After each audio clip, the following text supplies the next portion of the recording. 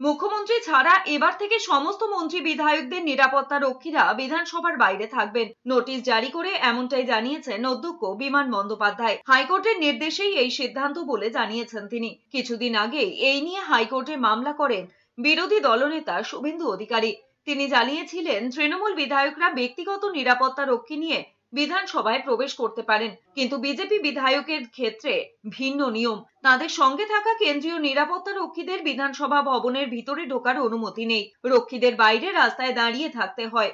এই বৈষম্যের অভিযোগ তুলে রাজ্যের বিরোধী দলনেতা শুভেন্দু অধিকারী হাইকোর্টে মামলা দায়ের করেছিলেন। বৃহস্পতিবার সেই মামলার শুনানিতে আদালত জানায়, নিরাপত্তা রক্ষী নিয়ে সরাসরি আদালত কোনো হস্তক্ষেপ করবে না। শেষমেশ এই মামলায় আদালতের সমনিয়মের নির্দেশ মেনে সিদ্ধান্তের কথা জানিয়েছেন স্পিকার।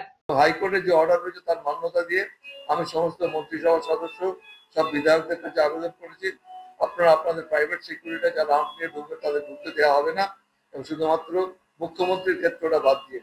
মুখ্যমন্ত্রীর সিকিউরিটিটা আমাদের বিধানসভাতে যত গুরুত্বপূর্ণ, বাইরেও ততটাই গুরুত্বপূর্ণ, এবং সেই হিসেবে আমার মাননীয় মুখ্যমন্ত্রীর যে সিকিউরিটি রয়েছে তারাই আসবেন। তাদের জন্য এই রেস্ট্রিকশনটা আমি ইম্পোজ করিনি, বাকি অন্যান্য সবার জন্য এই রেস্ট্রিকশনটা ইম্পোজ করা হয়েছে।